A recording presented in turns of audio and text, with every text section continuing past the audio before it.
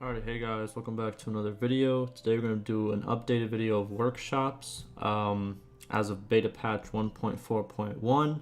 I recently made a video on caravans and pretty much how they changed over time and the best ways to, make a caravan and all of that. And you guys seem to enjoy that video, so I decided to make one on workshops as well. So as always, I have a script. It's going to be on the screen right now. And the main topics we're going to be talking about in this video is patches and pretty much history of workshops. And then we're going to talk about how to buy a workshop and some quick facts about them. And then we're going to talk about pretty much the best workshops and how to find the best workshop in your position, whatever position that might be in the game, right? So let's just start it right off. So when I first made my first video on workshops, the wood workshop was completely broken.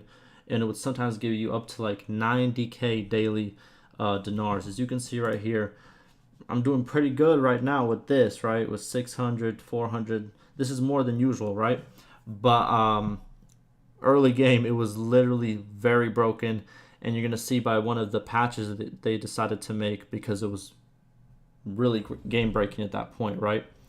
So pretty much let's get to the list of changes. So in patch 1.0.1, they had to implement a 200 dinar cap. So pretty much you can only make 200 daily max for any single workshop in the game. And this was all due to the wood workshop just exploding and, pretty much the whole wood workshop making 90k daily thing that I just talked about.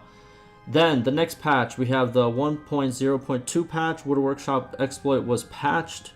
It pretty much made wood workshops terrible, and the 200 dinar cap was removed. So the wood workshop one got completely nerfed down, and then all the other workshops kind of got better in a way.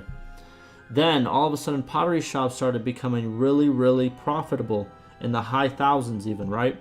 So the next patch was the 1.1.0 patch, and this one pretty much nerfed pottery shops and made them super weak, pretty much halving their production because they were doing very, very well right after the wood workshop thing that happened. Then we have in a more recent patch, we have 1.4.0 patch. They changed some Fief upgrades, and these Fief upgrades pretty much causes villages to be more productive. Let's see if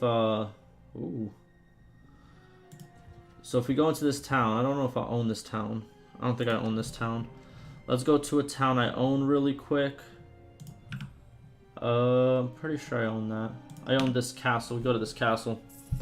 So pretty much what this patch did in 1.4, it gave towns upgrades, like better upgrades. I'm going to show you exactly what I mean. So if you go to manage castle, these are the upgrades I mean, which are pretty much projects, right?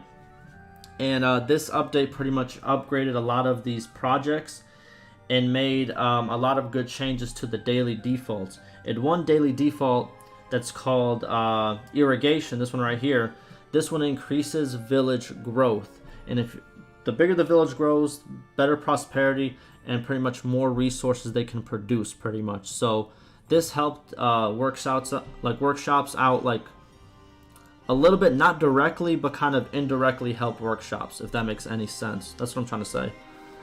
Now, we have the 1.4.1 patch, and in this patch, this is the most recent one, the trade skill perks were fixed, and a lot of perks benefit workshops now.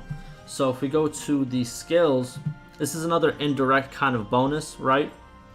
So if we go to the trade skill, this one, a lot of these perks were fixed, and a lot of them do have to do with workshops pretty much. As you can see, you pay 20% less wage for workshops. There's one where if your town gets taken, your workshops return some gold.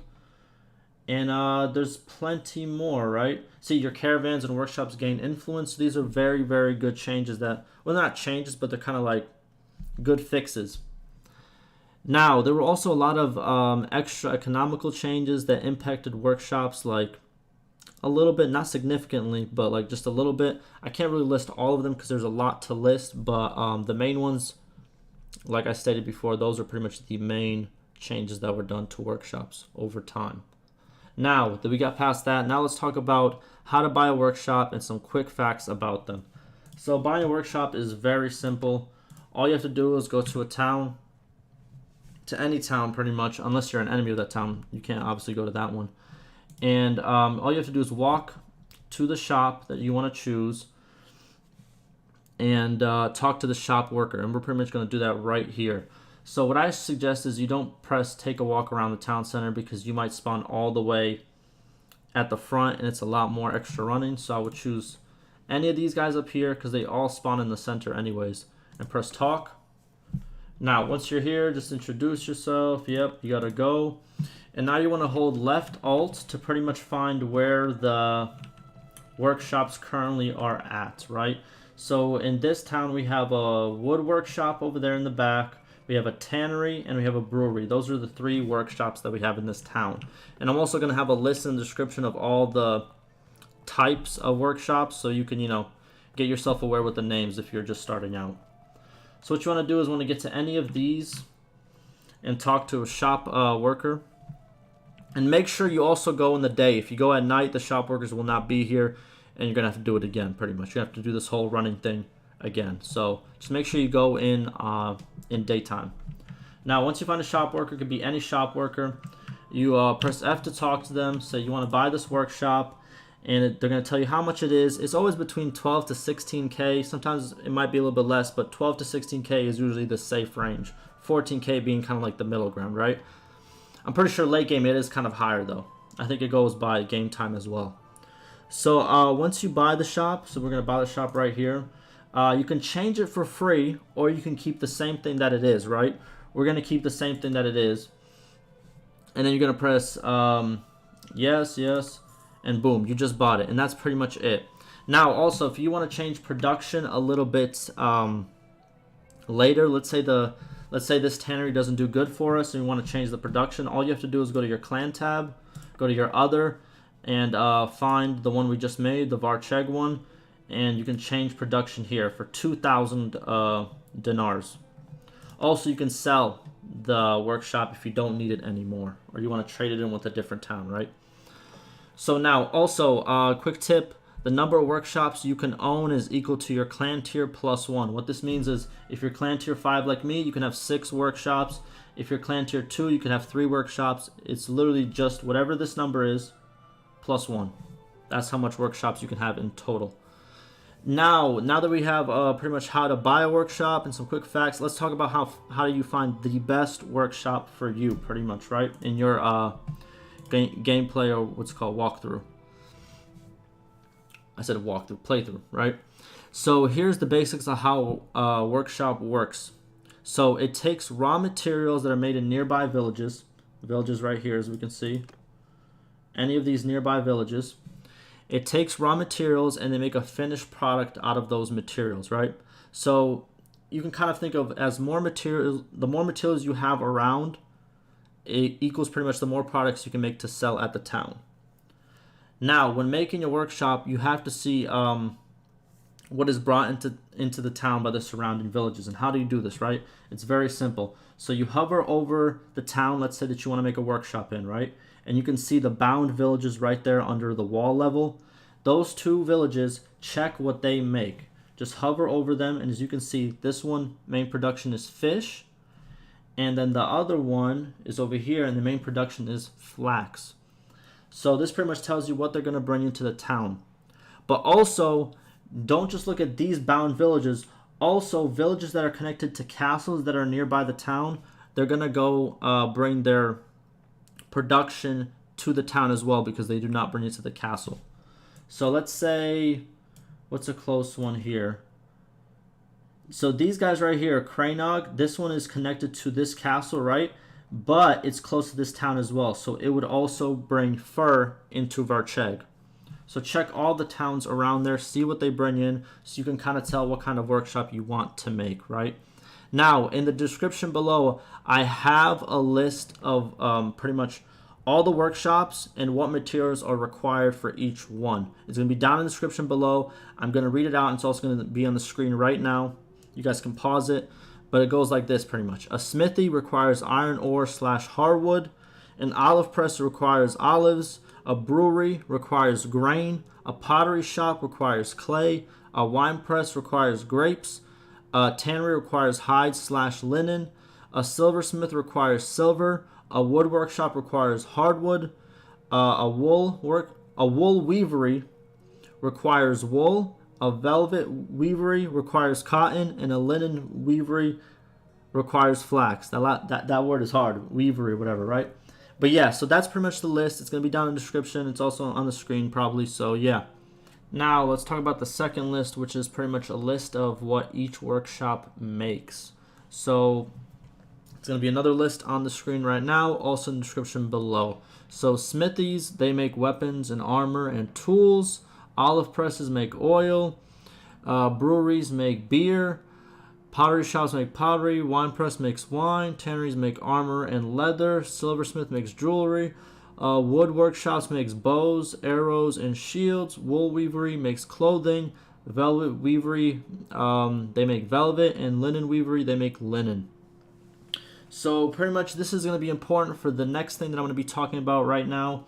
And that is demand. So we talked about a supply, which is from the villages, right? That's important to when it comes to having a profitable workshop, but also is demand. So you need to have a demand for products that you are going to be making, which is the second list I showed, where pretty much what each workshop makes. And this has to do a lot with prosperity of the town and also a lot of surrounding factors. So for this one, we're going to look for traffic. So if we go to this town, right? If we go to this town and wait at the town, we can see how many villagers go in and drop off products and how many caravans come by and pretty much buy products. And this is pretty much traffic. See how much traffic there is, see what sells more, see what sells less. And this will pretty much tell you what type of workshop you want to make, because you're going to see, oh, this place is selling a lot of beer, we should make a brewery here. Or, oh, this place is selling a lot of wine, we should make a wine press here. And things of that nature, right? So if you want, you can just stay here, wait a bit, and see what comes in and what goes out, right? And another tip that has to do with traffic is how to increase traffic is to decrease danger. And what I mean by this, if you want more caravans and more villagers to show up at the town, a good way is to get rid of bandit camps, fight a lot of these bandits off, because as you can see in this area right here, there is a crazy amount of bandit activities going on here, right? We have a hideout over here that's pretty big. We have a hideout up here, a lot of different roaming parties. And what these do is they slow down production pretty much for workshops, because they attack villagers. They're supposed to bring in resources, which makes the resources pretty much gone if the villagers get captured. And then they also attack caravans, or they make the caravan turn around and go to a different town because there's too many groups around them. So if you want more traffic to town, if you want the town to do better, and for the prosperity to go up, and for your workshop profits to go up, I would suggest cleaning up bandits. And also, if you make, let's say, a workshop, let's say at this town right here, and all your enemies have all the surrounding towns, you're going to have a lot of trouble making it a profitable workshop, because the enemy lords are going to attack the caravans if they are friendly to you and enemy to them, and they also are going to attack the villagers sometimes. It depends. They don't usually attack villagers, but they do at times attack villagers as well. So yeah, if you want to make a workshop here and all your enemies are around, I suggest you take some of these fiefs, give it some good space, and take out the bandit camps pretty much. Also, I have found a useful map from a guy on Reddit. I will link it. It will be in the description, and it's going to be on the screen right now. It was made for patch 1.0.1, but it is still valuable because you can use it to see what every village makes, because that has not changed over the patches. So yeah, link to that will be in the description. And last thing I want to leave you guys with, if you guys stay to the end of the video, is in patch 1.4.1, which is the most recent patch, tanneries and smithies are the way to go. They're always in demand. As you can see, my kingdom, well, these right here, they reach a really good amount, regardless where you put them. It could be a terrible town and they will still reach a very high income for you. As you can see, these are scattered all around, and I didn't even check the villages. I just plotted them down because right now tanneries and smithies are kind of overpowered in my opinion. I think it's going to get nerfed, so get in on it while you can, right? And if we're talking about a close third, I would say breweries are a close third because there's a lot of grain all over the map. There's a lot of places that are produce grain. So yeah, tanneries, smithies, breweries. That's how I would go with it. They are the best right now. So yeah, hopefully this helped. Hopefully, you know, it was a good informative video. All the links will be down below. All the lists will be down below. And like always, stay safe.